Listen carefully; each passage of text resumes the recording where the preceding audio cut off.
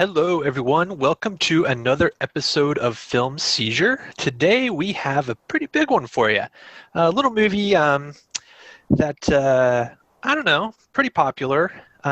We figured after the debacle of our 100th episode that we might kind of rebound for our 150th episode and actually talk about a good movie. Crazy idea, right? No, Crazy idea. I don't know why we'd want to do that. So with me to celebrate the 150th episode of Film Seizure, we have Jeff Arbuckle. Hey, everybody. This is the 150th time I've done this, and I know. it's good. It's good. Lots of hours. We also have Chuck Moore here with us. Yo. And we have a special guest who was also a part of the Trainwreck 100th episode. It was fun. Joe Berryhill. Hey, Joe. I'm back. Hey, Joe. How's it going? Hey. Guess who's back? Guess who's back? Joe brought us a couple of real fun ones earlier in the year, in the summertime. We did that commando business, which was real good stuff. Yeah. Yeah. That is definitely top tier Film Seizure episode. Yeah, and then also top tier in a different way, Airborne. So and top tier at the bottom. That's the worst. That definitely that's one of the power bottoms. Yeah, for sure. We had fun right, though. That was a fun episode. Bad movie. But Commando is a power top. So I mean, Joe brought it both. So together, we're just power. The movie that we chose for the 150th episode, which you probably already know if you've clicked on the link and you're looking at the title, but it's 1980s, so celebrating its 40th anniversary, Star Wars: The Empire Strikes Back. Now actually, it's Star Wars Episode 5, The Empire Strikes Back. Oh boy. Special edition, 1980, 1997. Whatever. It's The Empire Strikes Back. We're all old enough to know it as just The Empire Strikes Back. Yes, indeed. Yeah, so I know that this is a little surprising, right? Because, like, who the fuck talks about Star Wars anymore, right? But we are here to break through that mold and actually talk about Star Wars. Probably the least talked about entry in the franchise, too, right? It probably is. Nobody. Yeah. No, This is is. everybody's least favorite. Yeah. You think it's legitimately the least talked about, Jeff? Yeah, compared to yes, I think that because now we have people who are adults who grew up with the prequels. We have all the hate for the sequels, and we have mostly the talk of Star Wars and then Luke Skywalker's completion of becoming a Jedi and Return of the Jedi. And the one that gets left out, aside from just being said, oh, that's the best one, and it's just kind of left at that, is Empire Strikes Back. I could be wrong, but I don't think I am. You're welcome, everybody, for talking about a seldom heard about Star Wars movie. Yeah, right. Yeah. Exactly. Hell, I'm willing. I'd put dollars to donuts or whatever that the Christmas special is talked more about than Empire Strikes Back.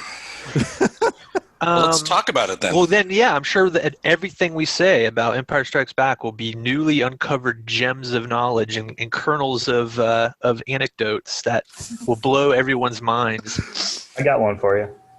Go for it, Joe. Joe, Did you know that Harrison Ford plays Han Solo? No, He reprised his role. I know. No, right? did. Yeah. Pretty crazy stuff. Did you know that Carrie Fisher was probably anorexic in this movie? Yeah. She's also pretty awesome. Did you know that Mark Hamill fucked up his face and is all like face fucked in this? And that's why he had to get attacked by the Wampa at the beginning? Yeah. Yep. Hey guys, Did you know Chuck's got one. Whoa. Darth Vader is Luke Skywalker's father? Oh my God! You got to say spoiler before you do that. I thought you were giving spoilers. They were just anecdotes. No, That's a big spoiler. can't believe you. And Let's we're start off over. for Film number Seizure is 150. canceled. We're not re-recording this. We're not re-recording this. Did you guys know that this is our second Irving Kershner film covered on the podcast? No. What was I the did. first? The Flim Flam Man. That's Ooh. right. Shit. I Yeah. forgot about that. Yeah, I was gonna say it's like what was the one like super sappy melodrama you did right before this or something? It's like, what did we do that one and I just wasn't there for it? Or no, I let's see here. What else do I have? Did you know Boba Fett? Just Boba Fett. I just Did you know that he's in this? Did you know? He's awesome. Yeah. Well, he certainly looks awesome. I don't know if he does anything awesome ever, but He flies off he hides in the asteroids and flies off and yep. chases after the Millennium Falcon. That is mind-blowing to me because every kid ever is like Boba Fett, Boba Fett, Boba Fett. He's on screen for what, like 30 seconds? Maybe a minute? The entire Grand movie? total, I think grand total in the entire like the first trilogy, like 3 minutes or something like Yeah, that. I think it's a couple reasons, right? They talk about this a little bit in the Toys That Made Us, I think, episode of Star Wars, where there was a lot of not controversy, but there were mishaps with the toy because of the little pieces and things, and then like the original prototype toy is super rare, and it created like this instant collectible, right? So that kind of built a little bit more of a mystique around the actual character.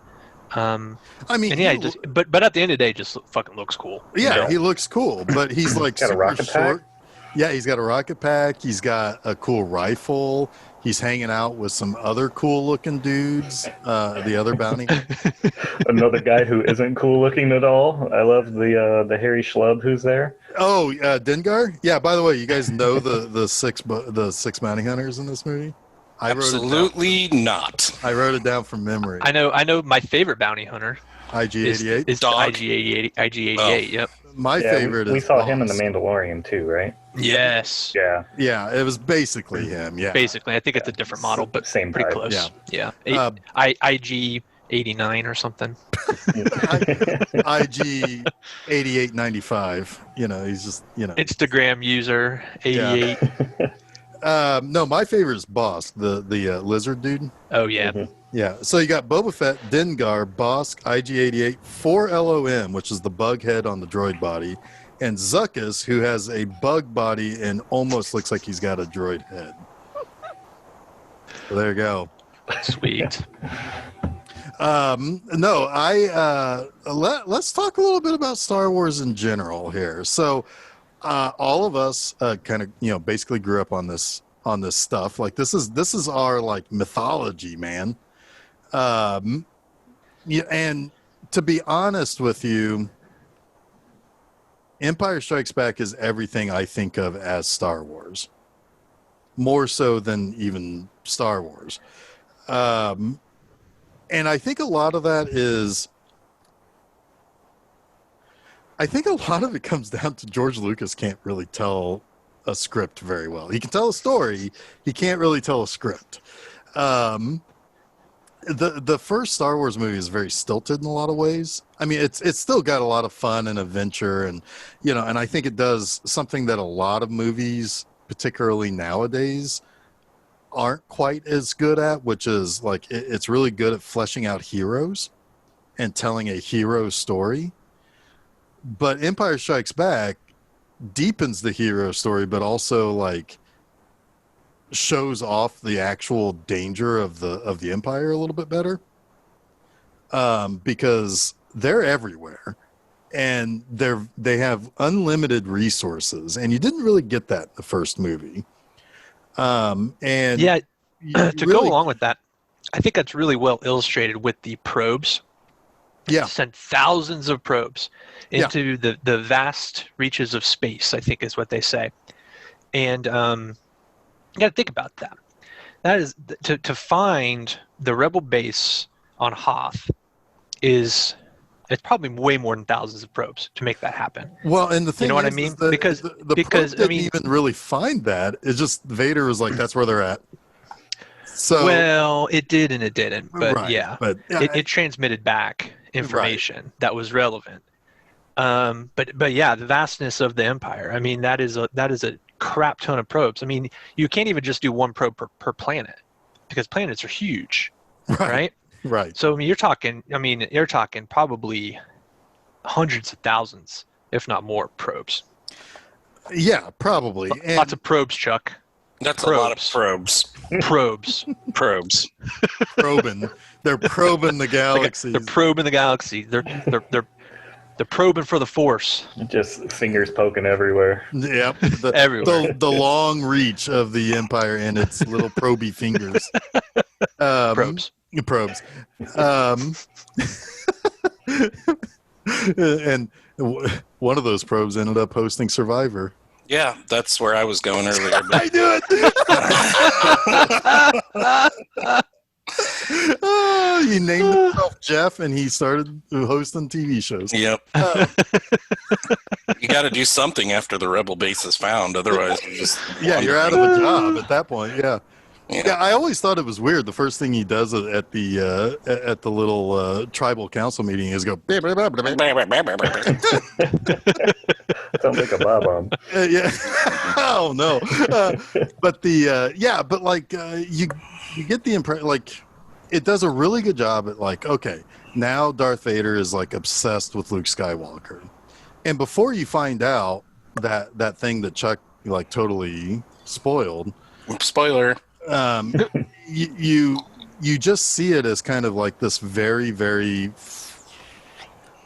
well, it's a strongman tactic, right? It's the idea that you become hyper focused on the thing that tears you down, right? So they're like, Vader is like hyper focused on getting Luke, getting finding the rebels who sent out a kind of a glimmer of hope to the galaxy, right? Yep. And now he's there to stomp it out, like a really good fascist organization would. And the Empire is much better expanded upon in this one than even the first movie, which did a good job of saying that's a bad guy. They're doing bad things. They blow up a planet. You see how strong they are, but you don't really see, like I said, those resources and those things that really flesh out the bad guy, which, to Jason's credit, that's exactly his issues with the sequels. And I understand that, that the villains are not well fleshed out, or at least not as well fleshed out as the other two trilogies. I like the time jumps between A New Hope and Empire, and then from Empire to Jedi. I like that obviously Star Wars, the first A New Hope, is setting these people up. They're putting them together. They have to work through a lot of shit, and they still save the day, right? But now we've got a time jump, and I really appreciate that you've sort of set up a new internal conflict in the group with Luke with Leia and Han, but that these people are essentially all friends. They like each other, right? And you get that sense right off the bat. They've settled into friendship, which is really nice, especially Han and Luke. Yeah. There's a loyalty there to each other. Well, right? They've become brothers. Yeah. They're battle tested. They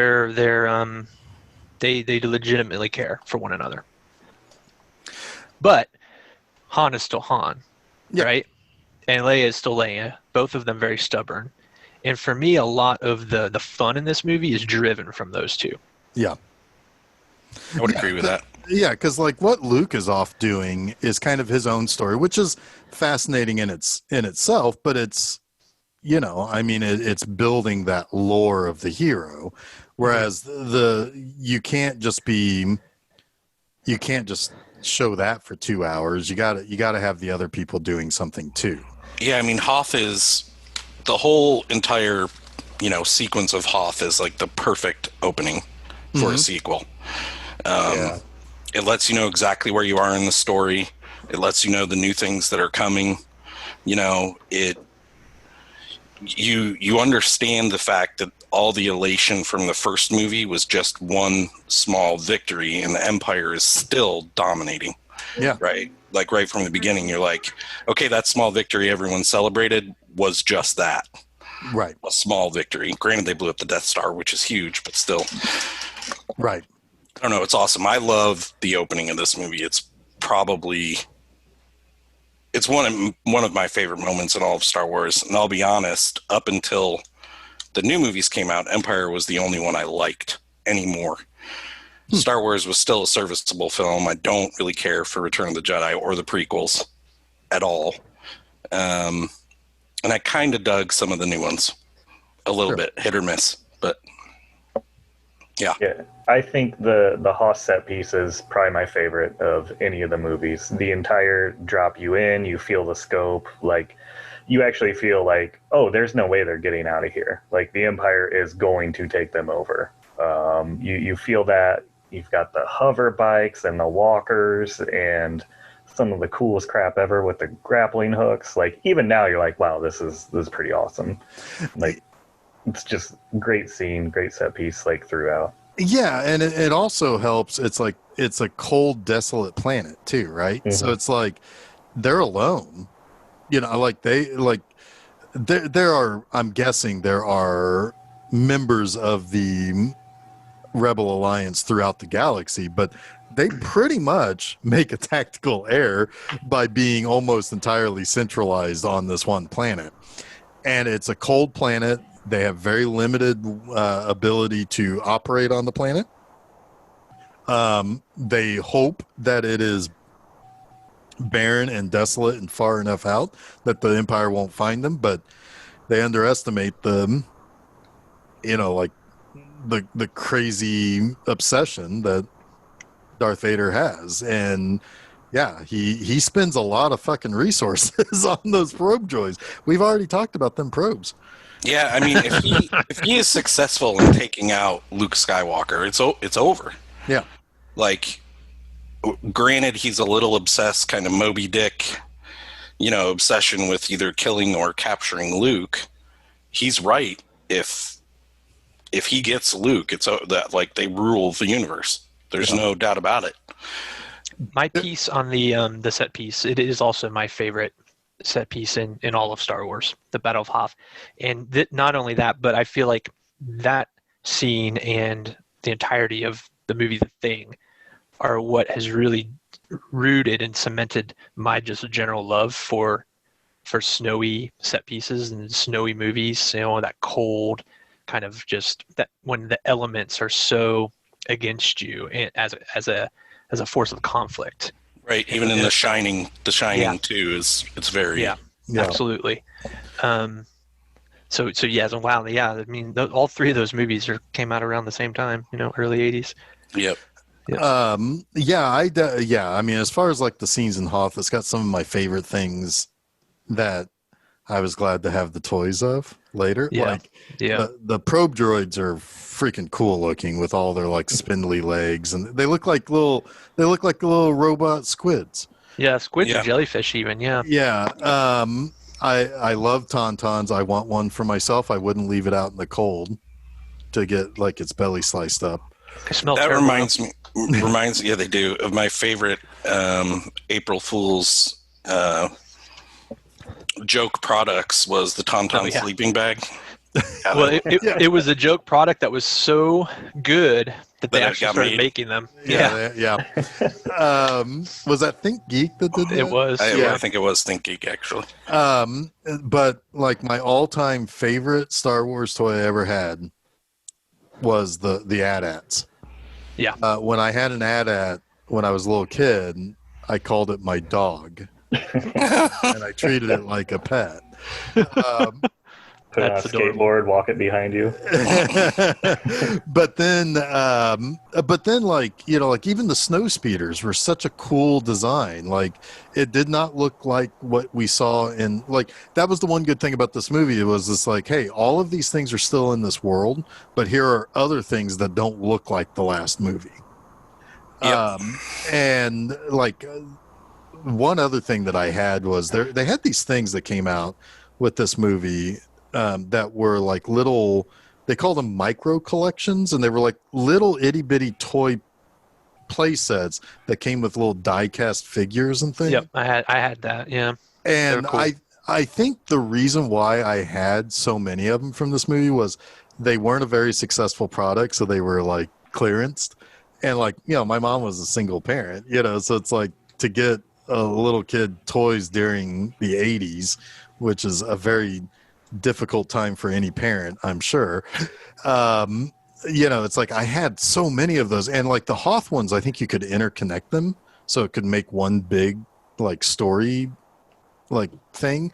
But I love those two, and it's like that was like one of my favorite like play sets that I had was those little micro collections. And I had the one from Cloud City where you had like a little Darth Vader and a little Luke Skywalker, and you could put them on like those little wheels to make it look like they were fighting each other when you moved like the little controls.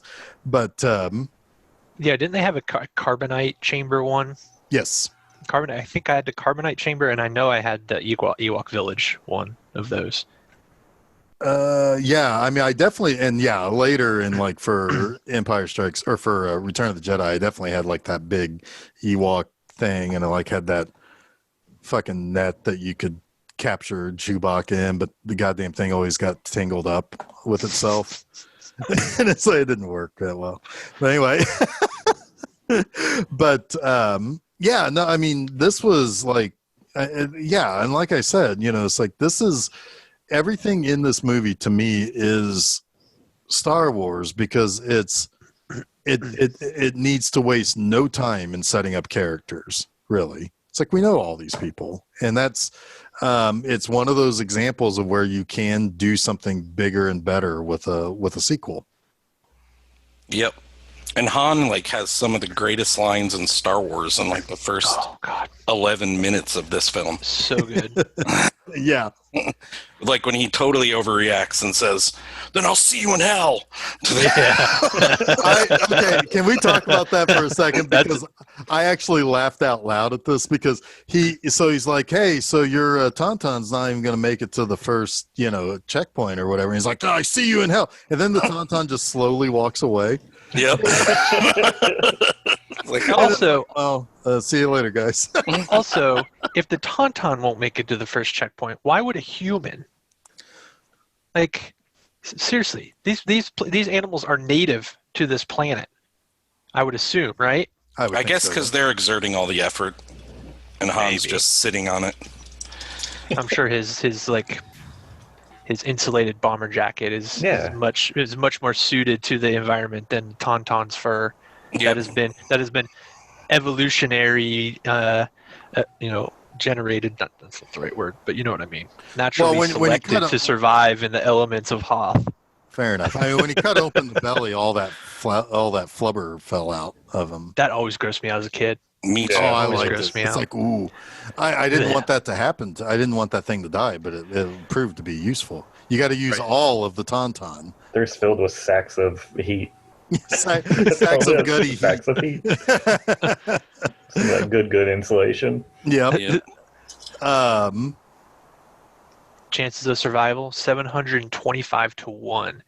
The way that C-3PO delivers that line, and then the immediate wail by Chewbacca, his scream of just despair, always chilled me too.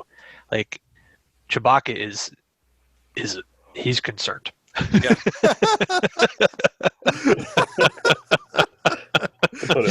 he is quite concerned. C-3PO in this movie is hilarious. Maybe I wanted to shut him off too, though. Well, no, but like there were little moments where he was reacting to something that somebody said. Like there's the one point where he tells Han Solo that's like, "Hey, we got to go. You got to change this thing," and he's like, "Yeah, I know that." And then he goes over to Chewbacca, and it's like, "So maybe we should change that thing." Yeah. And in the background, C-3PO is doing something. Oh, then he like just turns to him, like, "What's up, dude?" It's like, that's exactly what I just said. There is one deleted scene that I always liked with C-3PO, where they're like escaping the Hoth planet, right? Like they got to get away because Darth Vader has come, and you just don't mess with that dude. And as they're like running through the base to like escape the stormtroopers or the snow troopers as they're called in this, and they look like fucking Nazis in this too, which is really cool. They pass this door that's got like this "Do Not Open" sign on it, and 3PO goes up to it and decides to rip the sign off. And when the stormtroopers go in to open up that door, a Wampa's on the other side that grabs the stormtrooper. Oh, I think I remember seeing that. Yeah. Yeah, because the sign itself has like a Wampa figure on it with like a red like line through it. Like, don't open this because there's fucking Wampas on the other side of that. Did they think that was two Muppet babies? Move away from that. I don't know why they cut that out because it's. I mean. It kind of puts the rebellion in a negative light that they have trapped Wampas in it. Yeah, maybe, or well, they maybe, already killed a Tauntaun, so. I mean, that was necessary. But yeah, it's not. PETA's going to come after him now. Yeah, those Wampas don't need to be exploited, you jerk offs. Yeah, I always liked that Vader goes down to the planet, and he lands, and him just walking through that. The ice base cave is so imposing. It kind of I guess harkens back to when he boards Leia's ship at the beginning of Star Wars, right? Everything's white, but he's like stark black. Yeah, exactly. It feels like that, but it feels even more menacing because you understand now, how bad a dude Vader is, and they're trying to escape, on the Falcon and get out of there. They don't know that Vader's right behind them, but the audience does, and that's a lot of tension there. Yeah, it's almost horror story like with Vader is moving really slow, so he's got like it's almost like Jason or Michael Myers chasing someone. You just know, you assume he's going to get there, even though he's just walking. Like supreme confidence. He's like, I don't have to run there. I'm going to catch these fuckers. Yeah, and I walk right out the door. Yep, and I walk right out the door. Laugh it up, fuzzball. Sorry. I will. I'll pull back on my laughter. No, I assumed you were talking to me because I am. Sure. I am very fuzzy. One of my favorite solo deliveries is when him and Leia are bickering, and he says something about her wanting to kiss him, and Leia says, "I'd sooner kiss a Wookiee," and Han says, "I can arrange that." The way he says it, it's so great. Yeah. No, so I mean, what? It's so funny, kind of talking about this movie because one, people talk about Star Wars all the time. There are people who do something every fucking day. That's But nobody not talks about this movie. Yeah, no, nobody talks about this movie. This one is not even talked about as much as THX 1138. Oh my! I've always called this the Forgotten Star War. Yeah, it's the Forgotten Star War. But like, it's so funny because it's like I don't have a memory of this movie not being in my life. Like this is, I mean, like maybe I always said that one of my earliest memories was when my mom said that, I had to go get ready because she was going to take me to see this movie. But that may be a manufactured like memory. And we'll talk a little bit more about that in a couple of weeks. But I get it. Nice. But You're gonna have to do a total callback to that joke later. maybe if I can recall it. Yes. So no, I just but like at the same time, it's like this is just one of those movies that was like it was either always on TV or it was always in the VCR, or I was reenacting it all the time with the toys. And I always liked the one thing that they did with the toys for this movie was they could take the toys from the first movie and then just kind of scuff them up a little bit. Like there was Skin him a little. Yeah, because there was a version of Luke's X-wing that had a bunch of shit on it, like as if it crashed into the swamp. It's like, oh, that's clever. When I grew up, it's like, oh, that's cool. When I was a kid, it's like, you gotta have both of them because like the story that I'm concocting right now, I can't have a dirty X-wing. Yeah, I need the clean X-wing. Yeah, exactly. But I think it's just one of those things where it's like, it is just this. It is, I think I will say that I probably like Return of the Jedi more than a lot of people do. I'm with you.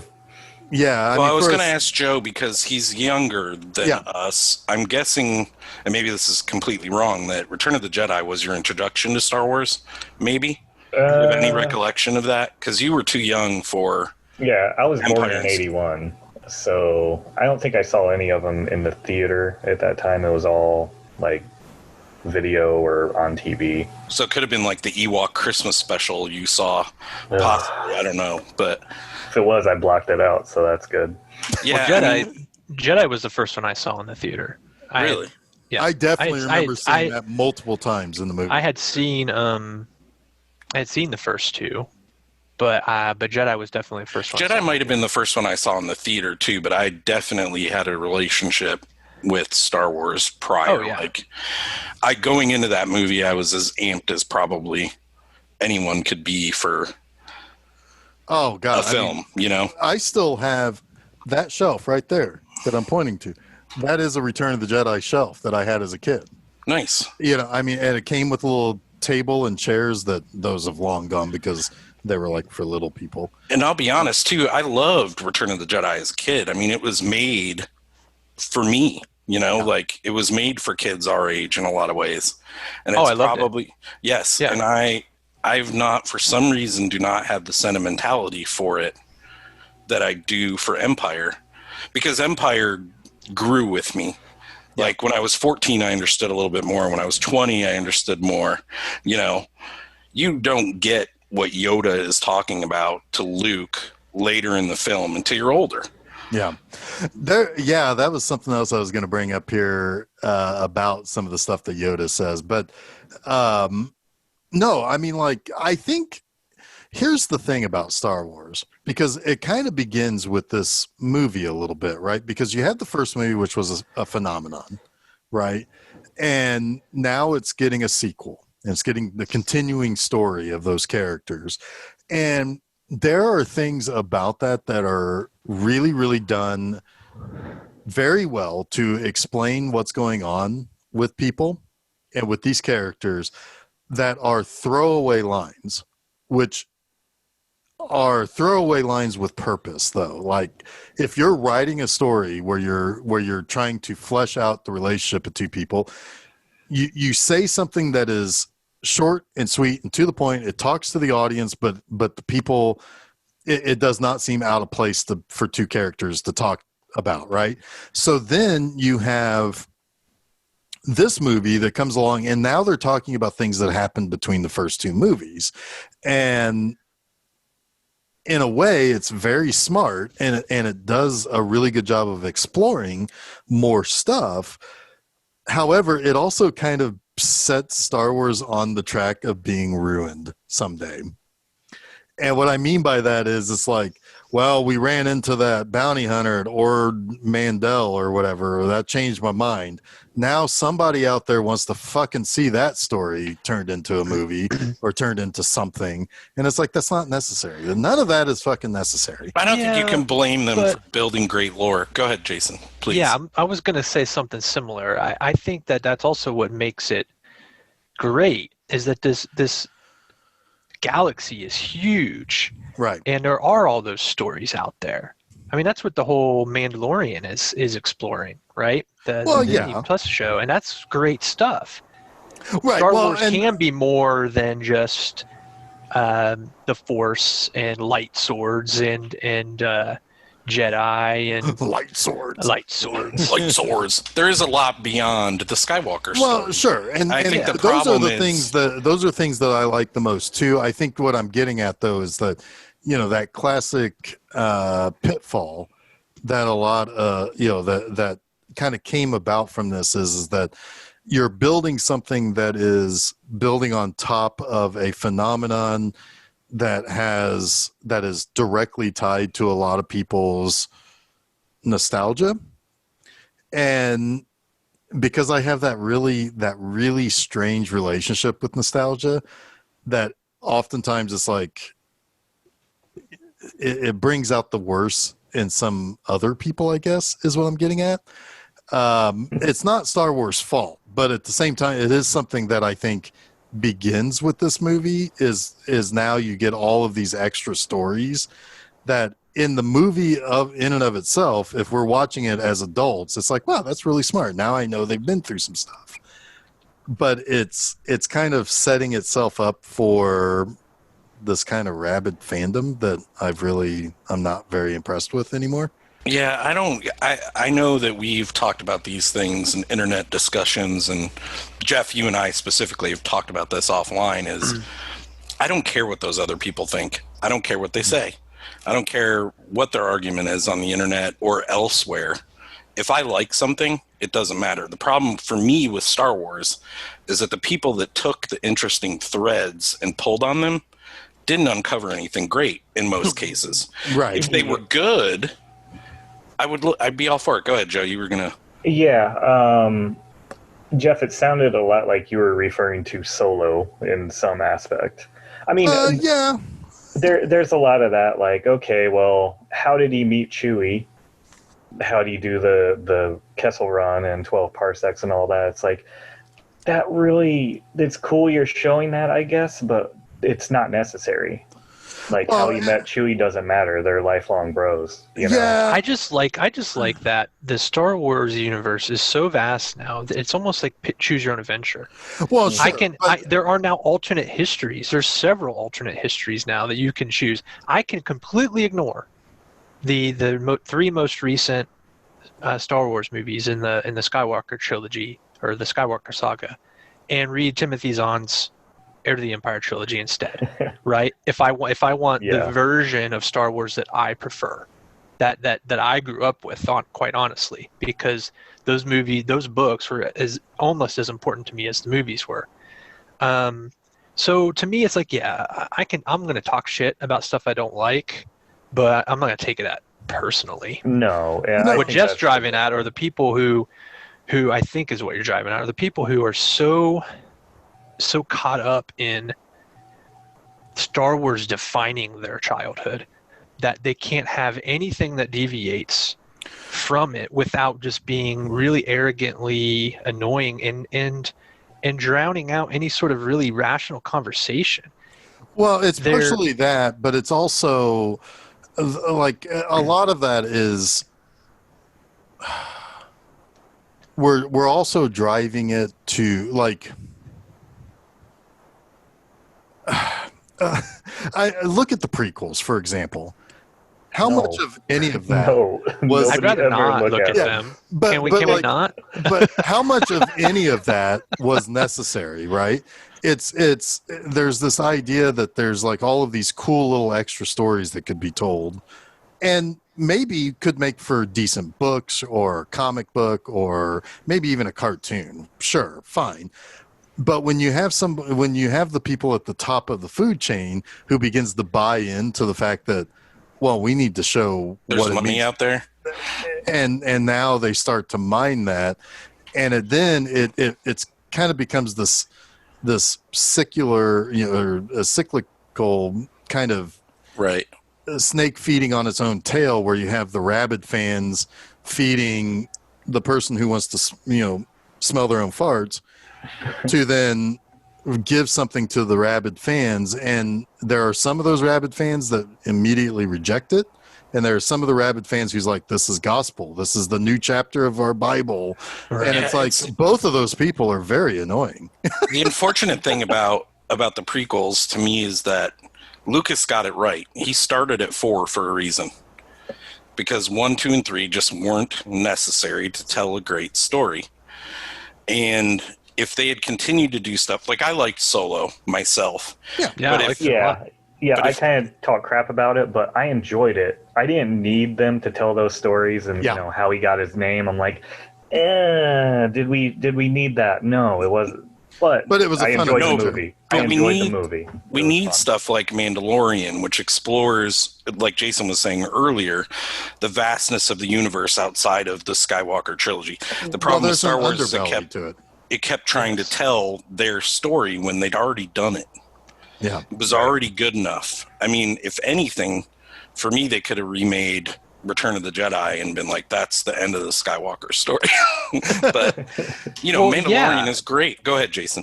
The prequel trilogy was George Lucas with his head up his ass, and it was overplanned, but it was also contradictory to the story he had already told, which was infuriating. I mean, he Right. felt like he didn't understand his own creation. That's what was Right. frustrating to me watching it. Like, And then the sequel trilogy had no fucking plan at all. Right? And that's why it's a mess. It had no plan at all. Both are equal messes in many ways, but the thing I think that the sequel trilogy has that the original trilogy doesn't is familiar faces, right? And some really likable characters. Right. And I kind of like the stories of the sequel trilogy individually. Like, I think they would be good movies individually, and maybe not even in the Star Wars universe, but as a continuation of the Skywalker trilogy, it just doesn't work.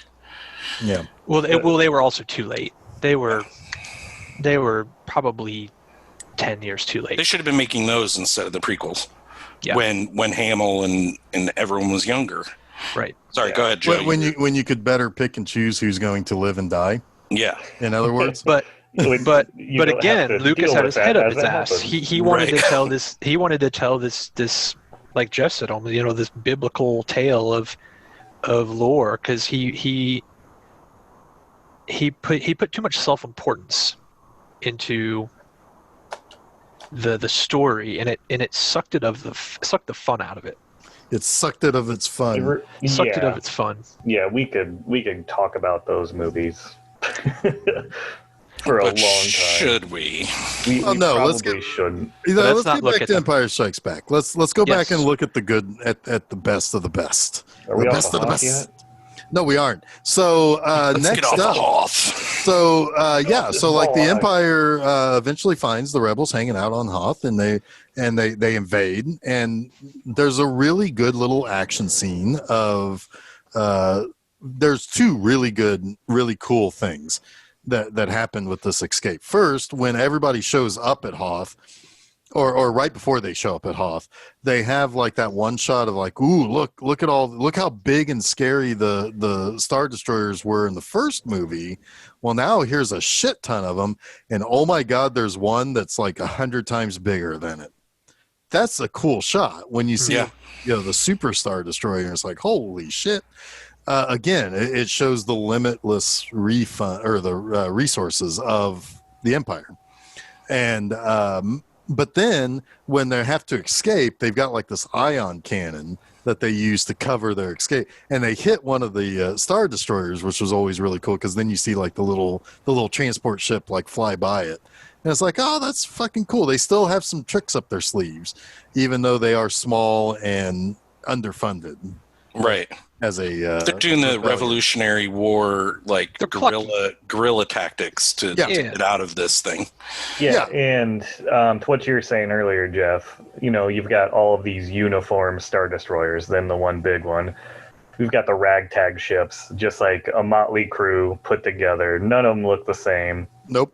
Only the little fighters look the same. Yep. No, the rebels are basically a neighborhood team that has 2 MVPs on it, or 3 MVPs on it, Neighborhood watch. and they somehow beat the prep school in this moment because they have 3 players that are just better.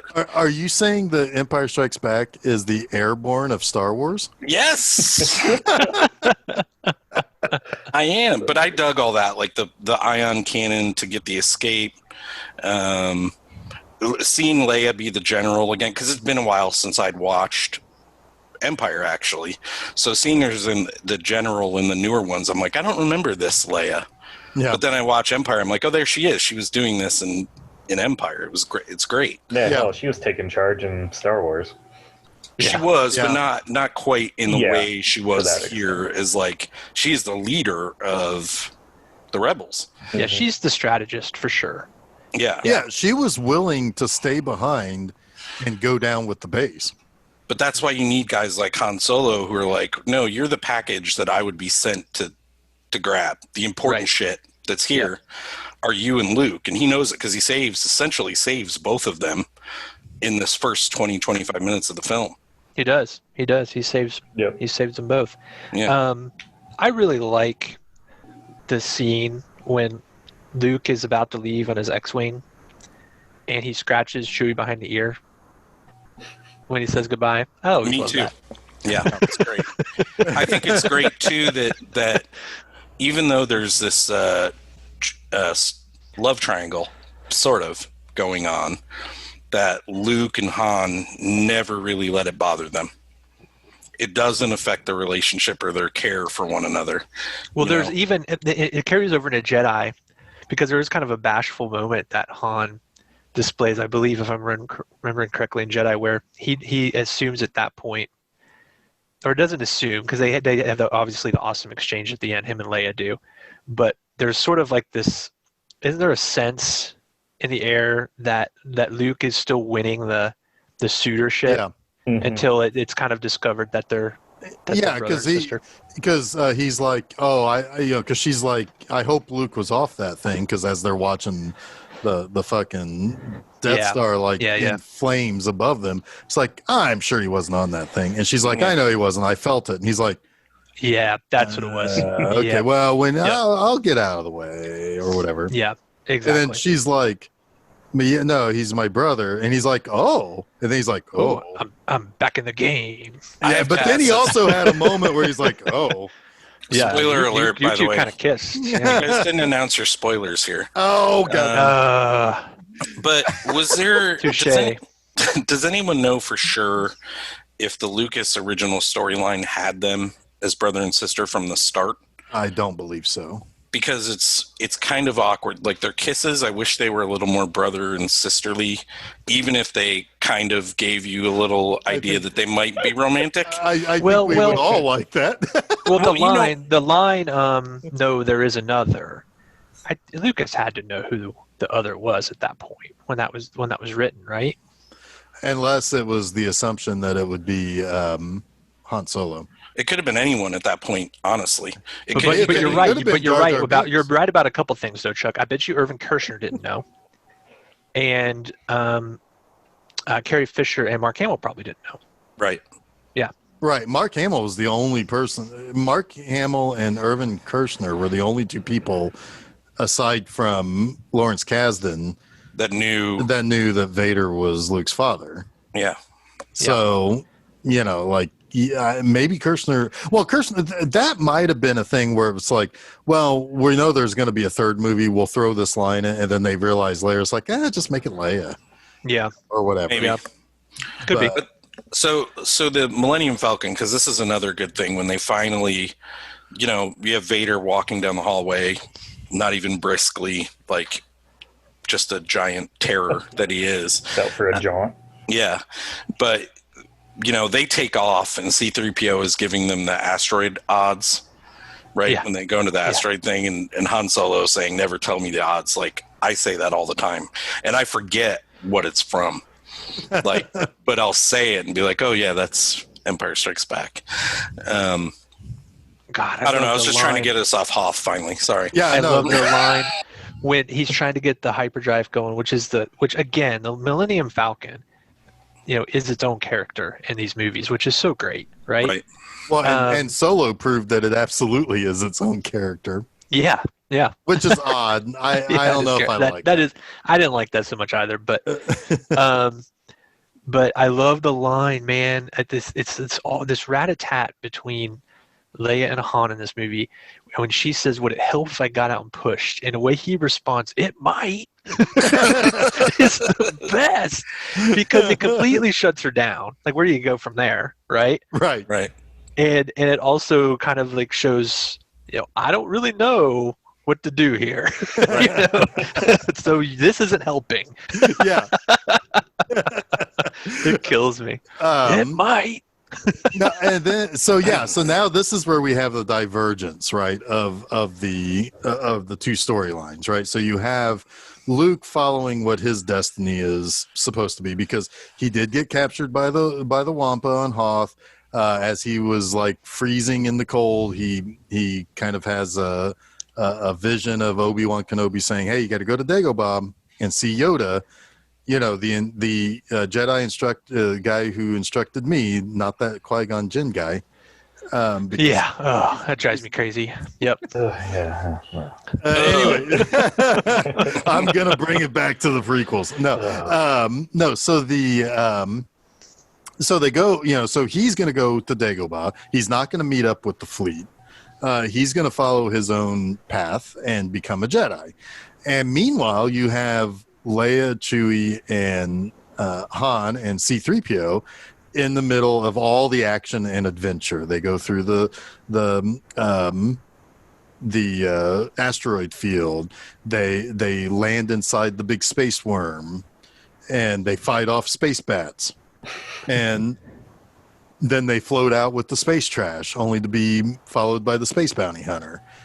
And they end up at Cloud City. Cloud City is probably my favorite looking place of the whole Star Wars play, because I always like that it's like perma sunset there at Cloud City. But and it's just it's a cool idea, right? Like it's a mining facility that is in the sky. Like, what the hell are they mining? Well, I think they're mining gas or something. They're mining the clouds, Jeff. Well, I know that Lando's a real smooth dude, and he says that Leia is truly belongs with them among the clouds. Yeah. But is it possible that it's just they mine on Bespin and then Cloud City is just where everyone lives? Don't bring logic into this, Jason. Yeah. I don't know. I mean, I'm sure there's certainly possible. There's probably. I don't think it's super habitable. Maybe on Bespin, so they all live in Cloud City. But it might be a gas giant. Man, I don't know. That could be. Yeah. I don't know. Yeah. But anyway, there's no movie. Somebody make that movie. I'm sure there's something out there about Star the history Wars of Bespin. Bespin. Yeah. No, I'm sure we can go to Wikipedia. Wikipedia. So anyway, is that real, or did you? It is a real. I want to. Oh yeah, it's real. It's a real place. I thought you mispronounced it at first, and then I was like, "Smooth cover." Yeah. I'm like, oh wait, that's actually No, it's a real site. You're not as cool as I thought you were 5 seconds ago. I'm not as clever as anybody thinks. But no, so they. But meanwhile, Luke goes and meets Yoda, who is. I mean, Yoda's already an awesome character, and then you get to see what he would look like as a baby nowadays. Yeah. And he's just that much better. But this is another moment for me where age has given me more perspective on this. Absolutely. Oh, yeah. Like, when you're a kid, Yoda, like, banging on shit and digging through his stuff, it's just fun. Like, it's the funny. Muppets. It's the Muppets. It's just fun. But nowadays, when I watch it, I'm like, okay, he's testing him. Yeah, exactly. He's testing him right now. How will he treat someone he doesn't know is a Jedi Master? Like, does he have the patience to be a Jedi Master? Like, none of that stuff is overt, but it's there, and it's great. Yep. I love it. And pretty much everything Yoda says, I mean, even though he says it in a funny kind of backwards way, everything he says is actually really legitimate, philosophy. He's like Confucius. Well, and it's all solidly makes sense, right? Yeah. Like when he says do or do not, there is no try. That's actually that's something that should be on a poster in an office room or something, where it's like, if people knew this movie better, it probably would be. Probably would be. That's why we're here today to talk about. We've got to expose this, everybody. No, but like, I mean, but think I about mean, that. that's why we're here. We're here to make sure people see the movies that just have been forgotten in time. Yeah. I know. Guys, we could make so much money with this poster. I know, right? Nobody gives a shit about it either. I know. We're not going right? to have to fight for rights. It's Nope. out there. It's probably public domain. Let's get Probably is. It probably somebody forgot to like sign off on the domain. Right. As if Disney wouldn't take my kids' lunch money over this. They wouldn't. They're just a bunch of sweethearts who just want to give fans what they want. this. Joke's on them. I ain't got no kids. Yeah. They're gonna take my lunch money. Yeah. Was it My cat's so? food. So our friend Shannon's video, his Oh, yes. his Han shot first or whatever. Han shot first, Indy shot first video that he put up on YouTube. Yeah, it was like the next day after Disney bought Lucasfilms. It was taken down. The purge began. That's crazy. It had millions of views, and the next day gone. Insane. Yeah, Disney is actually probably the empire. That's why Which is funny. That's why they couldn't make a good sequel trilogy. Well, what's kind of funny about that though is that like Shannon's video is like 10 seconds long or something. Yeah, It like falls under fair ridiculous. use, doesn't it? that was his argument, so. but Disney is Disney. Does Disney own Disney Indiana Disney Jones? going to Diz. Does Disney own Indiana Jones too, or Yeah. was that just the fact that they were? They bought referencing- Lucasfilms. Yeah. And, yeah. And Oh yeah, it is under Lucasfilms. Yeah. Okay. Yep. My It was bad. just that it was the only thing was that it was distributed by Paramount. That's where I lost. Yeah, I think I lost the thread there. But yeah, so so I mean, like, but what he's saying, like, if like the whole do or do not, there is no like, if you say, hey man, can you try to do this? It's like, why don't you just say, hey, can you do this? You either do or you don't, man. Yeah, it's like trying is self-defeating. Yeah. I mean, like, obviously you can say, I'll try to solve this math problem, and then you either do or you don't. But the thing is try is in and of itself. It's self-defeating a little bit. Well, it reveals doubt. Yeah. And yeah, I mean, so on a philosophy on a philosophy side of things, almost everything Yoda says is actually in some way, shape, or form either true or actually kind of inspirational if you really Well, yeah, it's like separate it from Star Wars. what goes along with that is when Luke says, "I don't believe it," and Yoda's like, "That is why you fail." Mm-hmm. Like, it's that same thing. Like, you can do anything, Luke, if you just believe it. Without saying that, he keeps telling him that over and over again. Well, and on top of that is that he keeps saying, this is what I'm saying can happen. And I'm proving to you time and time again that you can do this. But then if you say you don't believe me, then what's the point? You're going to fail. There's an interesting kind of dichotomy, is that the right word, if that's the right word, between Luke in the first movie and Luke in the second movie.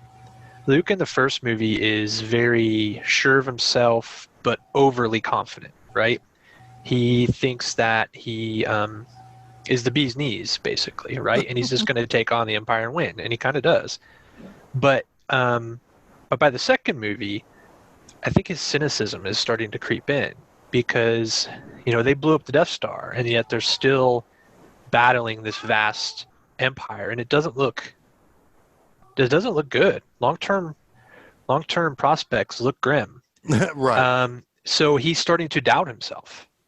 Yoda is trying to, yes, exactly, tell him that he's his own worst enemy. He even faces himself, in the cave, right? I mean, That's what it was saying? I know. When I was a kid, I was so confused by that. Why is he's Darth Vader, but he's not. He's Luke. What? And then again, with the time jump, you have this not perfect, but this very put together, wise Luke at the beginning of Jedi, right? He is in control of his powers. Mm-hmm. But he's also he's a master of himself to some degree. But he But he's also still- is a little bit cocky because he thinks he can just in and take That's what I was gonna say. Well, certainly, yeah. But he needs that confidence. I think he has to have that cockiness in order to be the person who believes that he can do these amazing things. Yeah. Yeah, he's also very almost overconfident that he can turn Darth. Yeah. In Return of the Jedi too. But what you're saying, it's like, yeah, I'm going to do it. Yeah. Yeah. And he doesn't exactly realize that, because he doesn't begin to doubt himself until he's face to face with the Emperor, who's like a even bigger badass than Vader. At that point, he's thinking, all right, I'm in over my head. Yeah. It's There's like, a lot ooh, my goose is cooked. Yeah. Yeah. But he's done enough with Vader to, get saved. Right. In that scenario. Exactly. Yep. I mean, yeah, it's, If you had mixed Leia with Luke, like if they were one person, Luke Skywalker could have taken over the universe on his own, probably. I would like to see somebody go at Halloween or like in some sort of like weirdo like movie where there's like a weirdo burlesque going on where somebody is dressed half and half. Yeah. Jason, but it's interesting, don't do that. Don't facepalm. You know what I'm talking about. That sounds like something David Lynch would do. It's interesting to me, it's though. It's like the groom and bride costume. Yes. The dean from Community. Probably should have. Yeah, the dean. Oh, let's see here. So Luke gets a vision that his friends are being made to suffer. That's not like when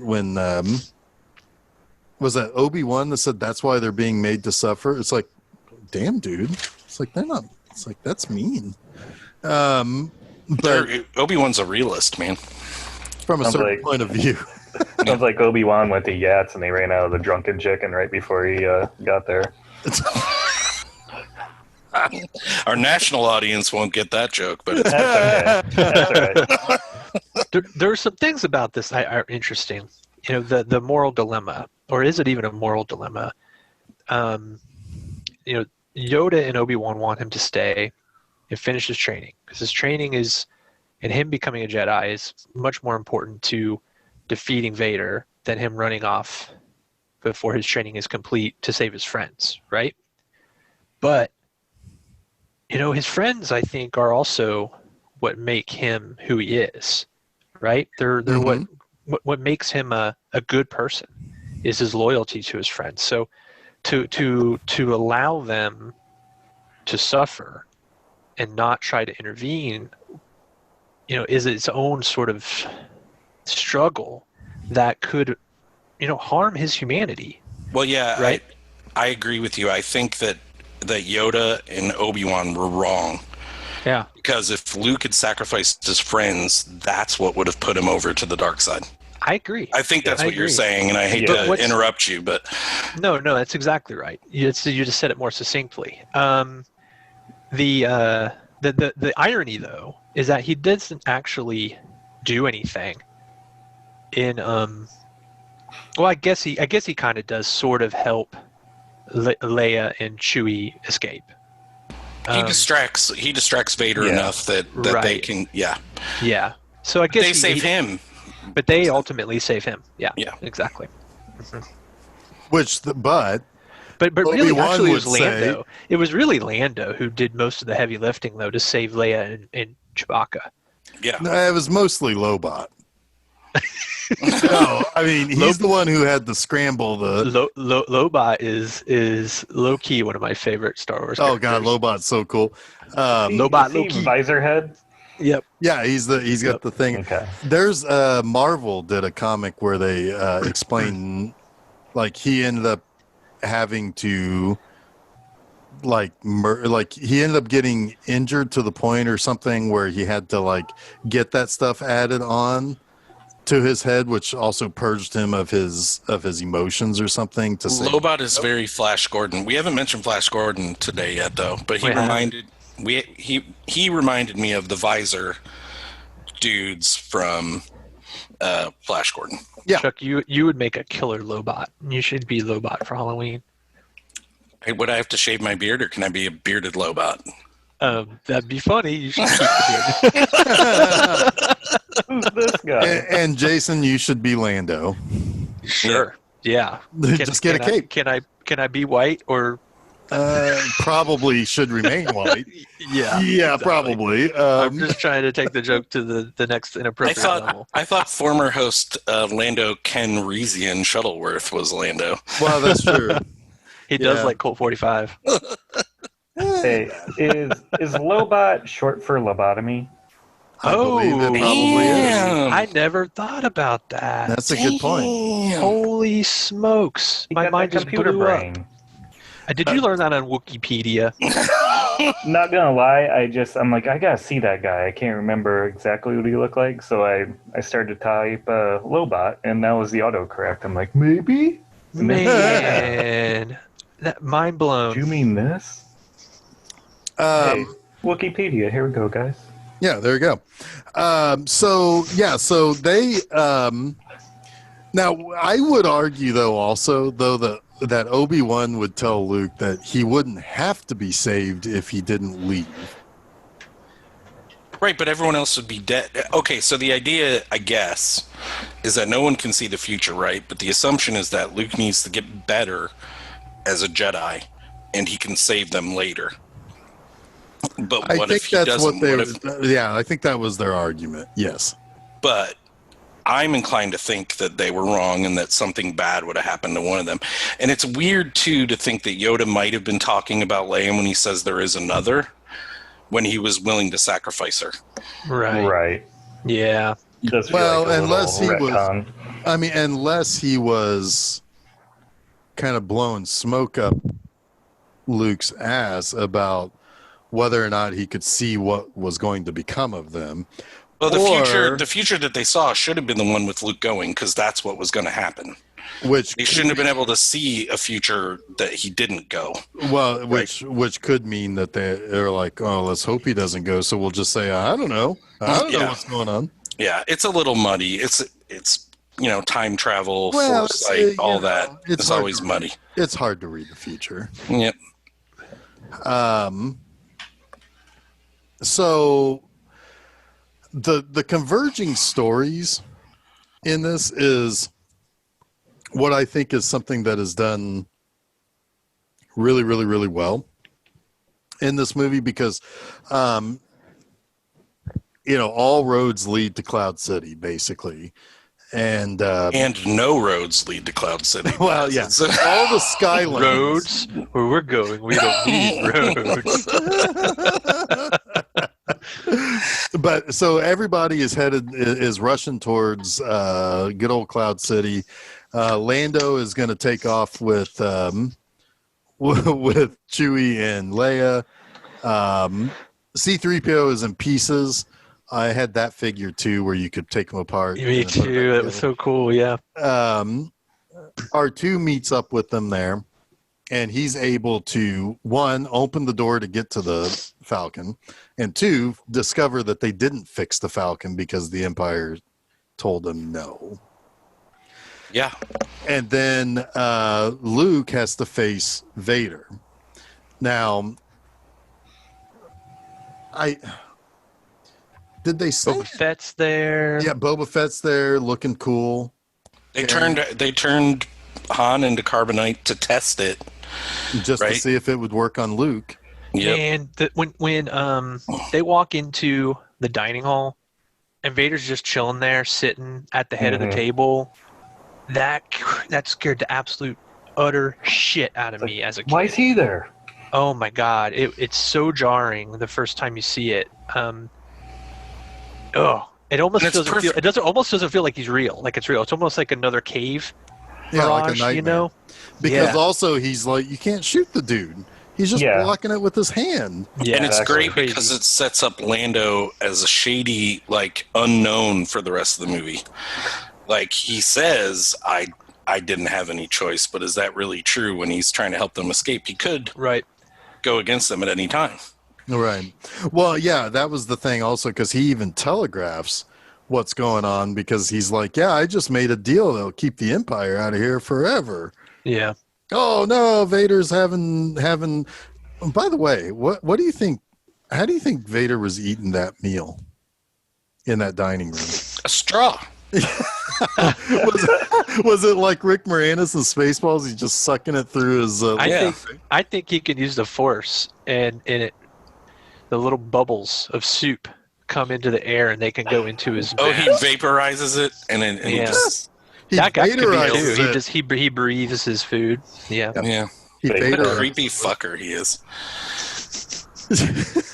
I love the little like almost sort of views of him, without his mask on in this. Yeah, when he's in his cube or whatever that Yeah. thing Oh, is. yeah, that regeneration chamber. Yeah, the regeneration tank, and you can see like the scars on the back of his head. And, Yeah. His Yeah. chewed up bubblegum head. Yeah, the little glimpses of the monster, You got bubble gum for your head. Oh man, and they really amp up the if you fail him, he'll kill you factor in this. I mean, Oh my God, he is killing off. How many admirals does he kill in this? Like 2 or 3. Yeah. Like he's just going through them. That's Yeah. not a job you want. No, You do not want to be admiral. it's like And it's up to you now, Admiral. It's like, you know what?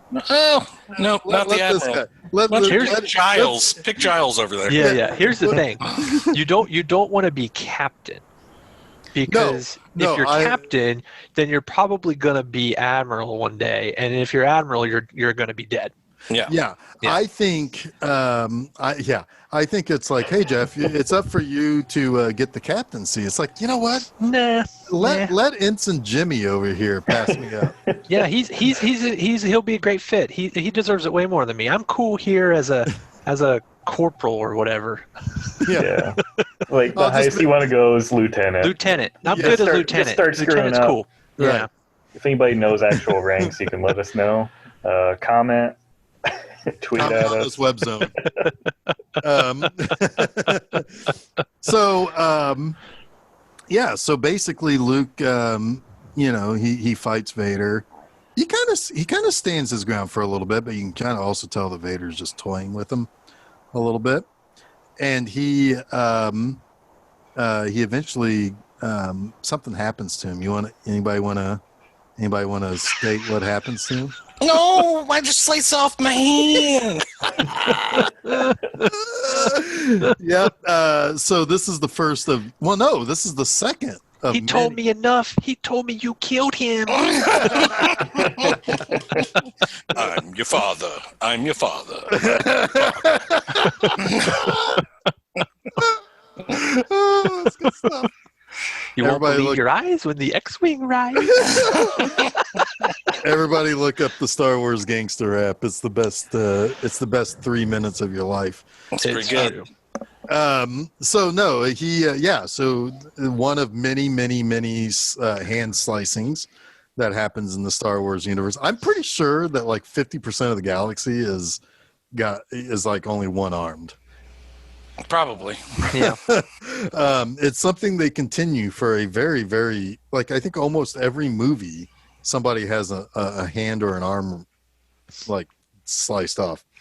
But so then Luke finds out that Vader is indeed Anakin Skywalker, and everybody in 1980 went, what?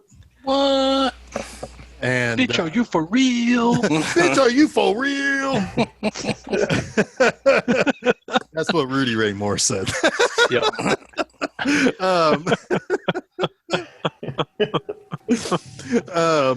So then Luke has a choice. Hey, join me and together we'll rule the galaxy by killing the Emperor.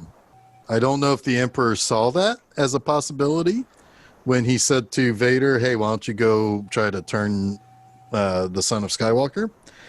But that's what Vader proposes, and Luke's like, nah, I'm good. And he falls off seemingly a bottomless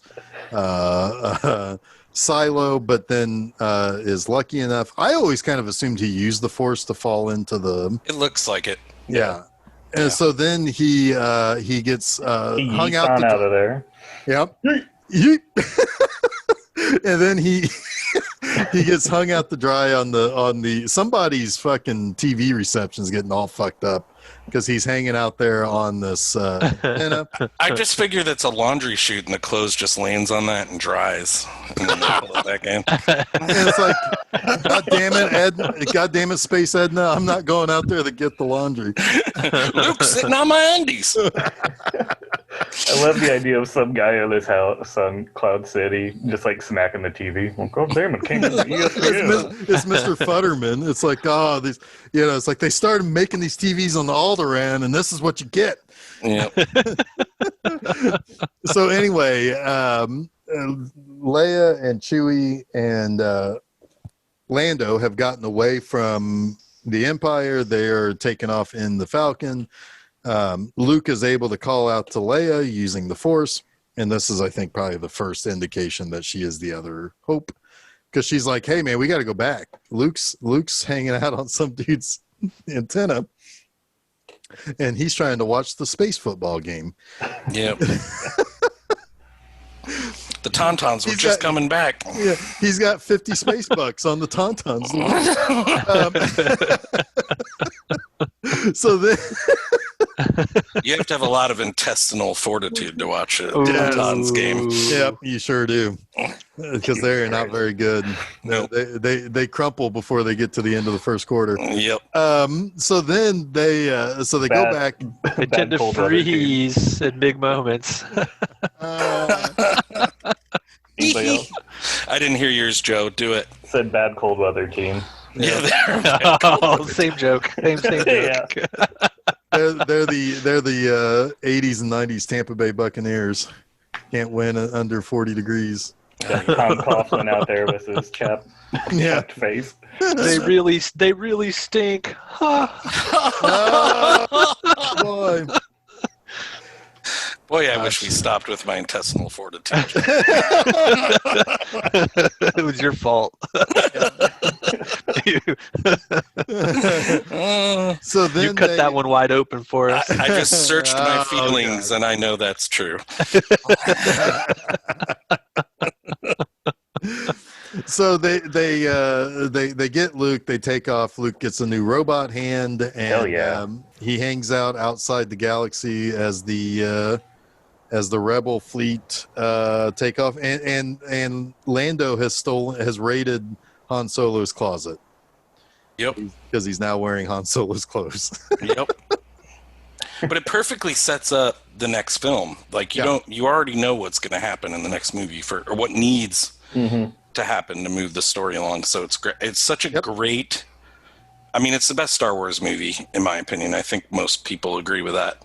But it sets up the other ones so well. No. Yeah. Well, for me, the first act of Jedi just is perfect. It really, I love it. The first act is kind of, to me, feels spiritually part of Empire, right? And up until they get Han Solo back and they escape Boba Fett. Up until the tide is turned in a little way. Yeah.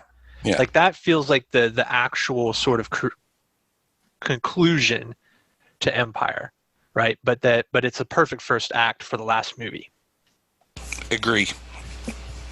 Yep, we got to go and get we get to see Jabba the Hutt, which is, I always love Jabba the Hutt, and Salacious B. Crumb, one of my favorite characters in all of. He's just having a good time there, man. Loving it. Yep. I just have one oddball note, if I can make it. Does anyone else, and I hope this doesn't ruin what is it, Vader's song or Vader's Suite? I don't know what it's called. Or the Empire song. Oh, the Imperial March? The Imperial March, yeah. I think it is. It sounds like Spoonful of Medicine from Mary Poppins. Spoonful sugar. Helps the medicine go down, helps the medicine go down, helps the medicine go down. Sounds like it. It's just in a different... That might be ruined for me now. I don't hear it. There's too many syllables. You'll hear it. You'll hear it. No, I can't force it. No. It's not a force. I'm telling you, it's the same notes. That is too funny. No, I never ever thought that, but now I will forever. You're welcome. Well, if that was so easy for if that ruins that classic thing for you so easily. I mean, they're both what classic. a charmed life you They're have. both classic things. Like Spoonful of Medicine is a classic. I mean, I guess if you maybe like not that as sort much of as thing. the Chimney Sweep song, but I would say it's a classic. Or supercalifragilisticexpialidocious. Another classic from Mary Poppins. Chuck, how is this a movie that your kids have seen? Yes. How do they feel about Star Wars in general? I'm curious because like we're so much separated now from Star Wars as children that like it's always fascinating to me. Like you know, we have a friend who is a huge fan of the prequels, but that's because of his age group. And it makes sense, right? Like it doesn't make sense to us for us to like it. Yeah, Braden and Brinley both like the original trilogy, but they both expressed. Well, Brinley has a little interest in watching the following the sequels. Excuse me. We've watched the first two. We haven't seen the third one together yet. But Braden more wants to go back and watch the prequels, which we have not done because I don't want to. But we will. We will eventually. That was going to be my follow-up question. Like, when you watched them, was it just the original trilogy? Did you go trilogy, then prequels and all that? But you guys haven't even bothered. Nope, we just watched the trilogy. I bought the Steel books a few years ago. They were re-released. I bought them, and we watched all those, and they liked them. So they don't have the same attachment. But I don't know with kids these days. I really don't. That'd be a long outside discussion of this. My little brother, he's 22 or 23. He grew up with the prequels and he loved them. Still loves them. Yeah. Yeah, that's weird to me. Well, and the funny thing is, though, it's like, again, this kind of goes back a little bit to some of the problem that it's not really Star Wars' fault, and it's not so much our fault, but it's our nostalgia for the original trilogies that we don't really like. We grew up with them. They've been there for us. We still like watching them, but at the same time, it's like they were meant for kids. Right. You know, and it's like, of course, as adults, we're going to have some disappointments with the prequels or the sequel trilogy. But in the end, is it really for me as compared to the little kid a few seats down in the auditorium or the little girl watching Rey or something be the hero? It's really, I mean, is it something that we should be stepping aside and letting it just belong to them? Probably. I mean, I don't make bones about who likes what. Sure. But I think there is, to bring it back to Empire, this movie works for kids too. Sure. Oh, yeah. And it continues to work for adults. It doesn't. Well, a good movie, even if it's meant to be for all ages, or even if it's meant to be for kids, should be also for all ages. It's what Pixar does so well. Yeah, there's nothing in. What I was gonna say. Yeah, there's nothing in this movie that takes me out of it like Jar Jar did. You know, I'm okay with the Ewoks. Really, I just don't like the end of Return of the Jedi that much. Well, they all sat around for a picture that nobody took. Yeah, sure. At the end of that movie, because the Ewoks don't have cameras. No. No, I mean, yeah, I don't know. It's one of those things where it's like, of course, when I go see a new Star Wars movie, or when it's Friday morning and it's time for a new episode of Mandalorian from a lunch break, it's like, of course, I want that to be good. I want to be entertained by that, but at the same time, what's made for me versus what's made for the next or the subsequent generations, you know? Right. Fair. But anyway, I don't know, guys. Did we do it? Have we done it? Did we? It's done. We get it. We actually did an anniversary episode, right? I think so. Did we? I think we did. I think we're back on track. It wasn't Chun-Li, so. Yeah, we needed kind of a guaranteed slam dunk for this one, and I think we gave ourselves one. Yeah, Yep. I don't think I'll be picking 200 either. Number 200 next year. I've got a feeling I've been asked not to do that anymore by the higher ups. You picked 50, didn't you? 50 was good. Well, no, you said there's only really one movie. I said, should we do a Kubrick? It's like 50's coming up, and you said there's really only one that we can do. It's for the first dip into the Kubrick pool, and I was like, oh yeah, The Shining. So that was we kind of came to that conclusion together. But yeah, 100, I was like, man, I got it. I got the idea. There it is. It sounded great, right? Oh, it sounded. Everybody agreed. Yeah, let's do it. Yeah, get the gang back together. I'm gonna go back and listen to that one of these days when I need to feel better about how far we. I think the episode, there was some funny stuff in that actual episode. The movie sucked. Yeah. There's a lot of complaining about the movie. Brigade came out of that. Yes, yeah, the Bangkok Backflip Brigade. Yeah, that's still up on our TeePublic store.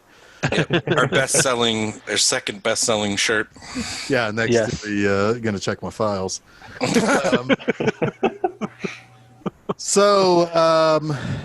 Hey, next week. I know half of the four people talking here are going to have something funny to say about this. The other half's going to have nothing but negativity. What movie is next week then? We are kicking off. See, I may not have gotten to pick number 150, but I sure as hell, thanks to Mr. Barry Hill here, came to a decision on what should be number 151. And that is, we're going to celebrate the 30th anniversary of Days of Thunder. Yay! I think I need to drink 151 to get through this movie. Yep. I'm going to have some 99 bananas. I was thinking about getting a big old Angus burger from Hardee's and sit here with a big tall glass of Purolator. Or no, you could have gone mellow yellow there. I was going to say mellow yellow. Yeah, what the hell? I mean, there's Superflow also. What the Superflow? Yeah, Superflow might help me work some things out in the bathroom, if you know what I mean. We could talk about it later, but I really wanted to be in a mellow yellow race car back in the day. I fucking love that mellow yellow car. Anyway, so we're going to talk about that for our next episode. Joe, I hope you're coming back for that. Oh, I think it would be rude if I wasn't. Yeah, I mean, slightly responsible. So yeah, and it's like at the same time, I can't fend off both of the vultures on the other side of my screen here, without your help. So come back while we talk about an incredibly stupid movie that I love dearly. Jason, where's our stuff found? FilmSeizure.com. Check it out. Yeah. All right. Facebook, Twitter. Yeah. The Googles. Instagrams. So, hey, recently we got onto Amazon. You can find us on Amazon now. You can get it through Audible, through Amazon. You don't have to have a subscription. You can just go there and listen to it. It's good. Do that. Mondays, Monster Mondays. Wednesdays, new episodes of Film Seizure. We are really getting down to the very, very end of 00 Saturdays. I'm in the stage of just doing countdown articles now. So we are right at the end. And that means we're also right at the end of this episode. So until next time, when we start our engines, drink our big tall glass of Superflow, and eat some mellow yellow, I'm Jeff Arbuckle. Chuck Moore, I am. That's Joe Berryhill. Yeah, Joe Berryhill. Thanks, Joe. I'm Jason Oliver, and you have been listening to Film Seizure.